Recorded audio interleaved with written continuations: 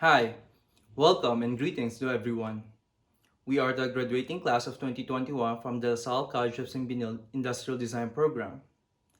Thank you for joining us as we celebrate and showcase our design for finding solutions to society's challenges.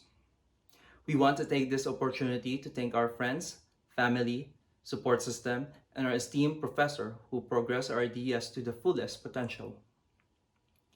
We would like to give an extra measure of thank you again to everyone for supporting us through the extra challenges during this global pandemic. Our thoughts and heart go out to everyone to always be safe.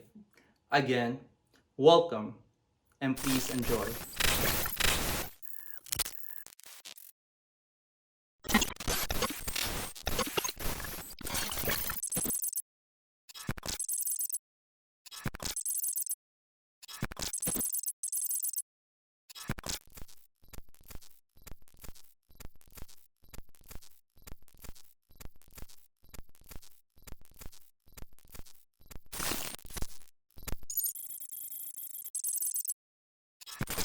Hello, everyone, and welcome to Eminus, a Benildean Industrial Design virtual thesis exhibit.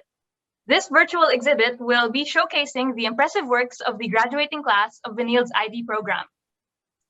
We will also be presenting the Best Thesis Award among our nominees. So stay tuned as we have an exciting giveaway courtesy of our sponsor, Silhouette Big Picks. Let's start things off by hearing a few words from our esteemed speaker.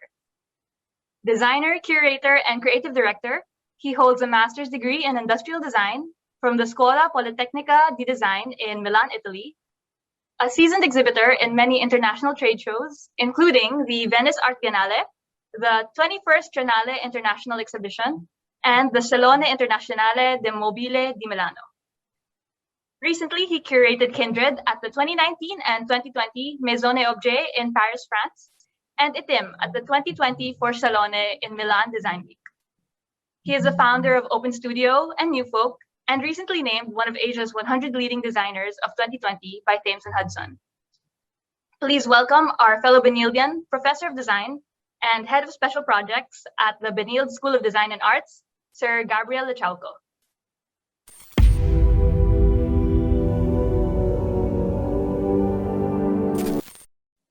Hi, thank you for inviting me to this exhibition. It's always been something that I look forward to, especially during the pre-pandemic. End of each term, end of the term, these graduates or students from the industrial design department would have these really interesting, fresh ideas, which they've developed in like for a whole year. And I always look forward to attending and talking to them. I like listening to their journey from their ideas all the way how they were able to develop those ideas into um, tangible objects, whether it's a full-scale model or a prototype. So again, I'm always excited to attend and talk to them about it. But now, given this setup of ours, this current setup of ours, where everything from a physical exhibition to a virtual setup has changed a lot. It's always nice to be talking to these students and seeing the reactions in a face-to-face setup. Being able to touch and feel and explore their designs through their prototypes and scale models is something that I kind of missed. It's the same thing with my work now. Since for it's more than a year already, we've been doing most of it, like 95% of the time. Everything is done through Zoom. My meetings are all done through Zoom, consultations through different platforms. And I guess what we had to adjust as a professional designer is how do we deal with situations where there are things that you need to be there on a physical setup, right? So all these adjustments from even deliverables, because there's always, for example, delays due to lack of manpower, lack of materials, delays in a lot of things, right? But I guess we just have to adjust to that. So that's my setup now, and I guess what I miss the most is the whole physical aspect of things. It's not just dealing with these companies and working with them on a virtual setup, but I think the whole interaction, you being able to talk to them more than just meeting for an hour discussing about the design, but discussing about other things in life. And that's where you create that sort of bond between you and your clients, right? Which is, I would believe, is somewhat lost already in this setup. I guess it goes with the students as well. Talking to them in around the corridors of the school, in the classrooms, even outside, and even the cafeteria. It's a different setup. It's a different sort of vibe to it, and there's like this whole connection that I think a digital setup cannot copy, right? And again, there's always been a struggle between creatives. There's this particular energy that's been that we're all trying to look for in this sort of setup, and I don't think we'll be able to get that. And normally institutions, schools, such as schools, even like workshops, factories, that's where you get it. You don't really get it from just even discussing on this sort of platform, right? And what I'm really curious about is, on my part, now that I've mentioned how I adjusted to this work from home, is how does these students, and particularly these exhibitors, adjust to the challenges that this pandemic has given us. It's normally I'm normally the one being asked, but I think this time I would want to know how they were able to adjust. Thank you for that wonderful question, Sir Gab. With today's technologies, such as social media, it is easy to receive and disseminate information that are vital and beneficial to my thesis production. The wonders of modern technology has made us young designers comfortable in conducting our qualitative and quantitative research. Honestly, it has been a tough and challenging ride because everything was done online because of the pandemic. Since most of the resources needed are limited, I really had to rely on the internet for research and social media to connect with the necessary people to finish my thesis. In addition, it was hard to take a breather since my social life is cut off and I'm stuck at home. But despite all of that, I was able to push through with the help of my family, friends, and most importantly, God. He keeps me and my family healthy. He gave me the strength and positivity, guidance to finish my thesis. I underwent the entire thesis process during the pandemic, and I'll have to admit it was really difficult. But I think the most significant driving force was my interest in my topic. Understanding why we design and who we design for, really, and knowing that your design may have a greater impact beyond you is enough to push you into completing your thesis. Fortunate enough to develop the upper half of my design research pre-pandemic. So the necessary data that I needed that served as the backbone of my research was sort of already in the bag. The biggest challenge I faced lies on the fact that I have been displaced outside of Metro Manila when COVID hit. And so getting my hands on resources like materials, additional experts' opinions, and immediate feedback proved to be a challenge due to the restricted mobility and the dangers that entails traveling. So fortunately, I was able to make it work by leaning heavily on the internet, talking to my professors, and even asking my classmates for resources that they can refer. So thankfully, it all came together in the end and everything turned out well. We've entered an era where human behavior, empathy, inclusivity, technology, and environmental concerns are the priority of the institutions. With this, a new generation of industrial designers emerged, addressing these priorities through specialized fields. Access to technology, to new tools, new materials, allows them to execute and communicate their ideas to a broader audience and market. I'm looking forward to seeing what these generation of designers will be coming up with in the future. Thank you. Thank you, Sir Lechauco, for your insights on how we can continue our design practice during these trying times. As he mentioned, the process is just as important as the finished product. So let's take a look at how our exhibitors managed to overcome these current obstacles and produce these outstanding designs from a distance.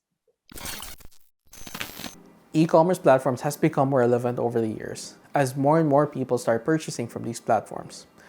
During the pandemic, the amount of purchasers has doubled. But while this is happening, around 40% of the people in Southeast Asia stated that they have issues with these packages. One of those issues is receiving them. Being able to receive them during work, school, or them just being preoccupied. While at the same time, couriers could not leave these packages in front of people's houses is because of liability issues. So, how might we be able to alleviate those issues? My design is a smart, secure container that alerts your mobile device if a package gets dropped off. It is left outside of your house for easy access for both the user and the courier. And there is a locking mechanism that only you could give access to the courier if ever needed. It's a well-known fact that in the Philippines, that we are suffering from garbage pollution. These garbages are being sent to dump sites, which are already being overflowed with excessive waste. And currently, to dispose these waste, most of the garbage men incinerate these waste, which only contributes to global warming.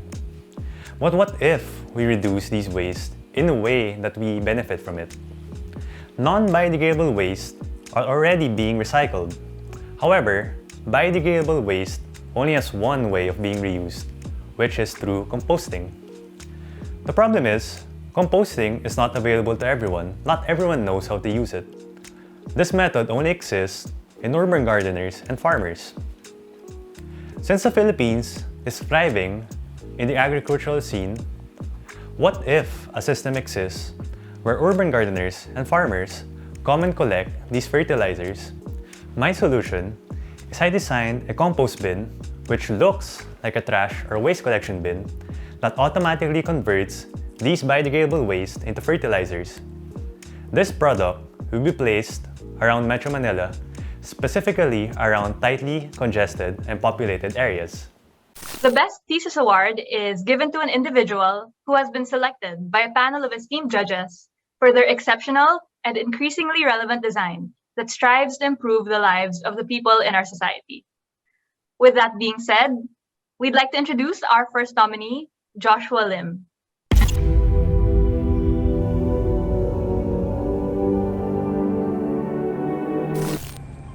The global pandemic has changed how we live in the past 2 years.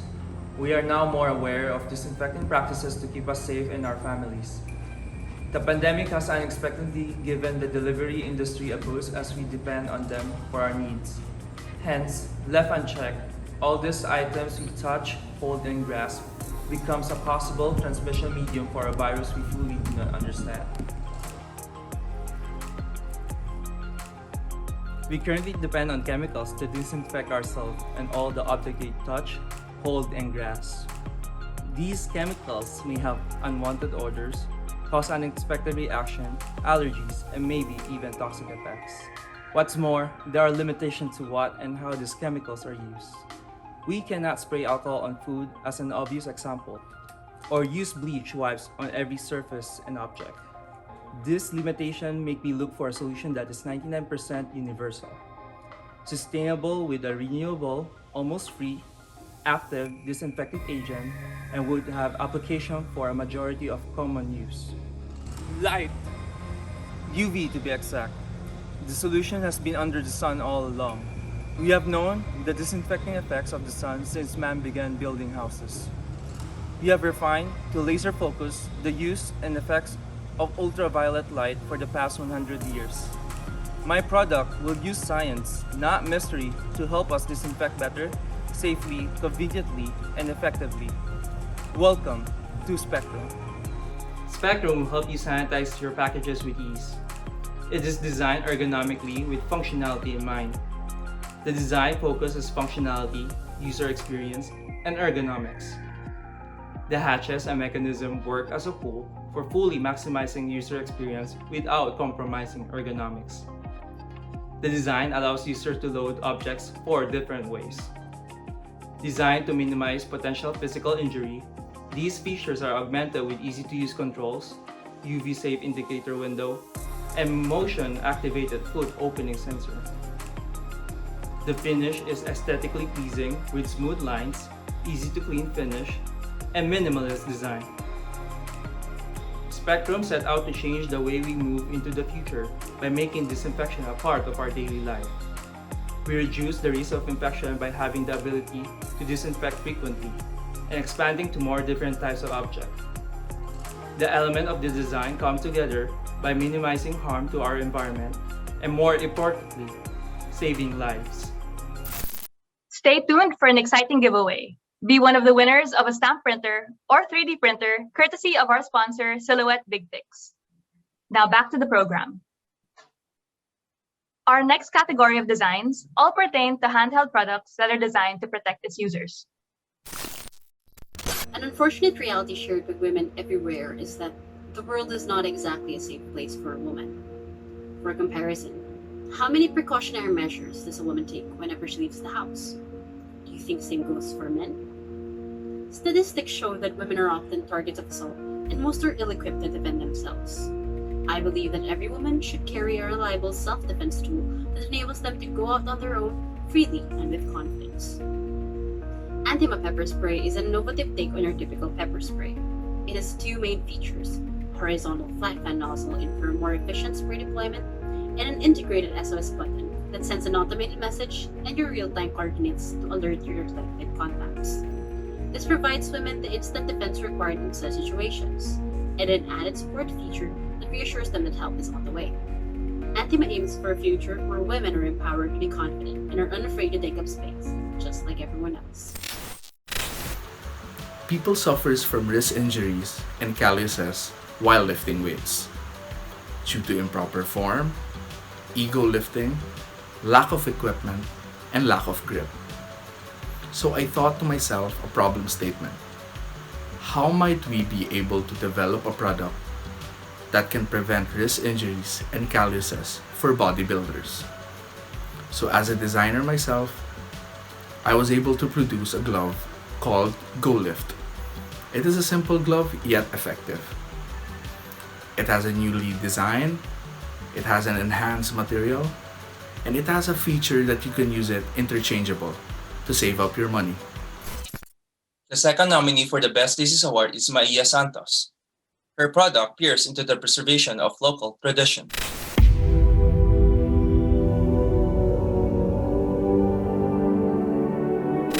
The Philippines is very well known for a fabric called piña. This textile begins with extracting the leaves from a pineapple plant called the red Spanish in a method called scraping. The people who do this are known as scrapers. They use broken ceramic plates and coconut shells as scraping tools, and these tools are held with bare hands and repeatedly pushed against the leaves of the pineapple plant to reveal the fibers. This process takes a long time because it must be done by hand. Mechanizing it may actually cause the fibers to break. This is why the practice has been virtually unchanged since the 16th century. The textile is always in high demand and is often the material of choice when making our national dress. However, the piña industry has always been facing an unstable supply chain. Piña businesses are micro, small, and medium enterprises, and they greatly impact the livelihood of the people in the communities. Many of the scrapers are nearing the age of retirement, and they still wish for their descendants to continue the tradition. However, the younger generation refuses to scrape. This is because it's very physically taxing and time-consuming. So, since the process must be done manually, how might we improve the working conditions of those who produce piña fabric? My solution to this is a product that aims to find the right balance between maintaining a tradition and introducing innovation. This product provides ergonomic solutions so that the scraping practice is easier and safer. It is an attachable accessory for traditional hand scraping tools, and it is designed in a way that protects the user from the stress and strain experienced by their hands while they're scraping. It also distributes the weight and increases the maneuverability so that there's an ease in workflow. All of this while still maintaining the usual methods of scraping. There are currently no existing products like this in the market that address this specific situation. Hopefully, this product can raise awareness and can further pave the way for designers to focus on innovating local traditions. And most importantly, longtime scrapers and their descendants can continue a tradition that holds so much value and significance to our culture. We have something very exciting to announce. We have a giveaway. Thanks to our sponsor, Silhouette Big Picks. We are raffling off 3 units of the Silhouette Mint, a stamp printer powered by Mint Studio. Create custom designs with the Silhouette Mint. And we will also raffle off a Silhouette Alta, an easy-to-use 3D printer for your home setup. Create in a new dimension with the Silhouette Alta. For more information on the giveaway and how to enter, please visit our Facebook page, facebook.com/eminus.id.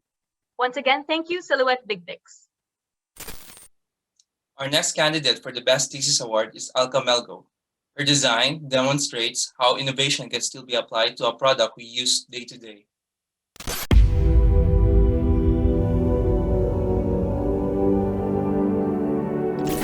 I want you to imagine you're at a music festival, having a good time with your friends, drinking lots of beer.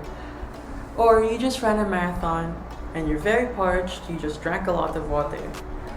Or you're simply at a night market eating good food and drinking lots of juice. Well, all 3 of those scenarios have one thing in common, and that's the call of nature. So you look around and you only see those big bright blue portlets, and 3 words come into mind, and that's they're dirty, they're tight, and they smell. So it makes you want to think twice about using the portlet, right? Well, so how might we be able to improve the experience of utilizing portable toilets? Well, if a product can provide the proper ergonomic needed based on a certain person's anthropometrics, then we can make portable toilets more user-friendly. So I conducted a survey just to make sure I'm not the only one who thinks portable toilets do need an improvement, and turns out I'm not the only one. With that, the user-required features are bigger space, minimal contact points, better ventilation, and to be able to use the portlet at night. And so that's what I did, and came up with a hands-free portable toilet. I emphasize the portable toilet being hands-free because even before the pandemic, people would use tissue just to open and close the door, and even flush when they use the portable toilet. So, with that, the product uses a foot door opener and a sliding lock, a pedal for opening the toilet seat, and a foot pump for flushing.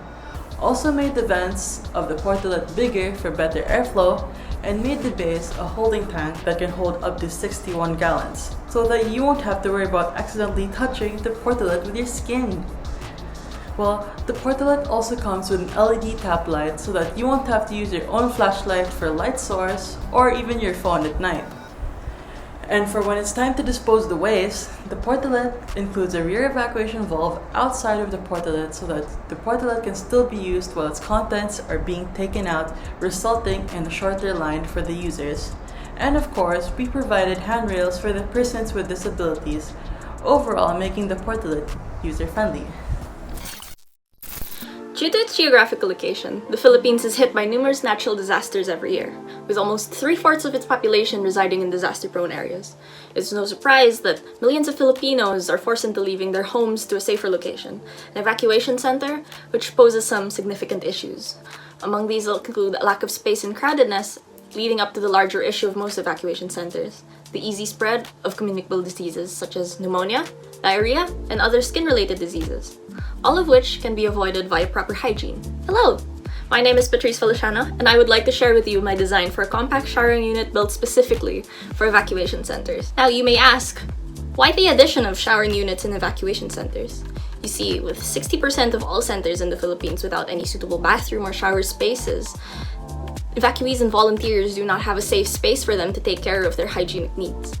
Transportation issues at large also affect the amount of goods, and by extension, showering units that can come into the center at any given time. Introducing the Sani Hub, a compact folding shower that can be transported and stored with ease. It is built to be easily set up, durable enough to withstand weight and weather, all without compromising the comfort and privacy of its users. Air pollution is an established point of concern among people, even more so among people who live, commute, and work in the city. A huge portion of urban air pollution is from mobile or moving sources. These are the vehicles that leave trails of dangerous exhaust that are just detrimental to our health. My design research is a concept of an air purification device that is mounted on top of our public utility vehicles as a way to help combat air pollution while these vehicles make their trip around the city. Above everything else, the goal of this product is to help address the fact that in our country, the leading source or the leading contributor of our air pollution continues to be mobile sources. So this is me attempting to bring visibility to a new perspective in tackling ambient air pollution within the Metro Manila context. For our final Best Thesis Award nominee, we have Lawrence Mercado. His product is a great example of upholding and asserting universal design.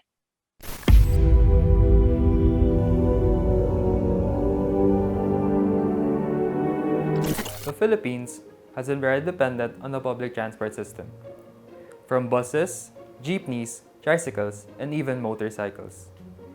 Filipinos have their own means of going to different places conveniently. But aren't we forgetting about someone? Pasig alone has roughly 60,000 senior citizens and 16,300 differently abled residents.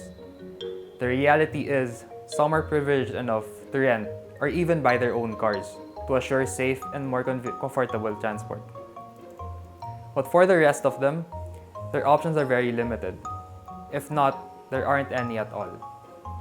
So how may we provide a safe and convenient transport for them? My solution is a transport unit designed to cater to the needs and safety of the abled and especially the differently abled commuters. Tackling such issue regarding accessibility is looking at it through the standpoint that takes into consideration inclusivity. The product takes inspiration from electric trikes, which are prevalent here in the Philippines. So what makes it different? It provides safety, comfort, and convenience. For safety, features are added such as safety handrails positioned conveniently for the passengers to hold onto for balance. Wheelchair locks, which takes inspiration from the mechanism of the seatbelt. It has a safety hook in its end that locks the wheelchair in place. Rear and fog lamps are also added to make the unit visible when traveling at a low light setting. For comfort, a spacious cabin design that eliminates claustrophobia, and seat heights and seat spaces for a max capacity of 5 to 6 passengers. And for convenience, a two-piece ramp that is drawn down to give access to the passengers using a wheelchair. But ultimately, the heart of the product lies in its noble intention, which is to provide accessibility for the differently abled commuters while also including the needs for the abled commuters alike. Overall, this product will hopefully be a catalyst towards a more inclusive and greener society. For more information on the works of all the exhibitors, please visit our new website, id.benil.edu.ph.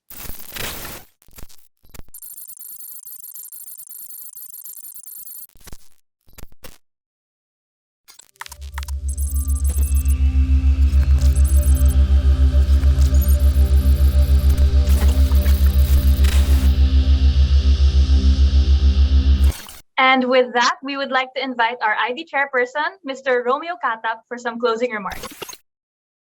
Good evening to everyone. This is your program chairperson, Romeo Catap, addressing everybody today in this exhibit. So first and foremost, congratulations to all of our students and our soon alumni and soon future designers for the successful launch of Eminus, the Benildean Industrial Design exhibit of the third term batch of school year 2021. And much like what this title means in Latin, which means from a distance, may you, our dear viewers and supporters of the ID cause, find the beauty and virtue in the design sensibility in creating forms and functions from ideas and solutions that were presented by our dear students. These works by our students who spent years, countless sleepless nights, and even some spendings by the support of their parents and guardians, and maybe some from their own hands, are worthwhile endeavors in developing their competencies in industrial design, because we have this mission, the mission of making life's function better, one product at a time. And even if you find the distance challenging in this time, as much as we all do, much like an art piece that you can see from afar, may the impact of these real-world solutions reach the farthest distance in celebrating industrial design's purpose to the world, with or without this pandemic. Because no limitations can hold us, because this is our goal as industrial designers. I wish to congratulate you all personally, face-to-face, especially the real winners of this exhibit, who are the parents and the guardians of our graduating students. So to our students, if you are with your guardians or with the people who have supported you, please give them a big hug, or at least any way of showing your appreciation with them, because the success of this degree culminating activity is a validation not only of your hard work, but by the support of the people around you, your parents, your guardians, and even your friends, okay? But much more so your parents, because earning this degree is not just meant for you to have this degree, but also to heed to that call to improve our daily lives, which is much needed now in this not new normal, but the now normal. By the way, we will feature this whole exhibit in our newly launched website, which is id.benil.edu.ph. So please do spread the word. That is, again, id.benil.edu.ph. So on behalf of the faculty, advisors, students, administrators of De La Salle College of St. Benilde, we would like to extend again our heartfelt congratulations for a job well done. Or should I say, ordinary things done extraordinarily well. So congratulations and good evening. We would like to congratulate our exhibitors for their hard work and dedication for organizing this successful virtual exhibit. Rafat Abud, Vincent Ko, Patrice Feliciano, Martin Hernandez, Jose Marie Impas, Joshua Lim, Alca Melgo, Lawrence Mercado, Kano Dalo, and Maia Santos. The works of these exhibitors will be available to view on our new website, id.benil.edu.ph. This event was made possible with the support of our sponsor, Silhouette Big Bics. We would also like to give a special thanks to everyone in the ID department for giving us the tools we need to become Benildean Industrial Designers. Specifically, our professors, Ms. Melay Arguzon for coordinating media relations, Sir Gable Chauco for enlightening us about designing during a pandemic, Ms. Buji Tresvales, our thesis coordinator, Sir Eric Mendoza and Sir Romeo Katak for their guidance and support as we underwent our thesis. We also like to thank our thesis panelists for contributing their knowledge and expertise. This was Eminus, a virtual industrial design thesis exhibition viewed from a distance. Stay safe and have a great day.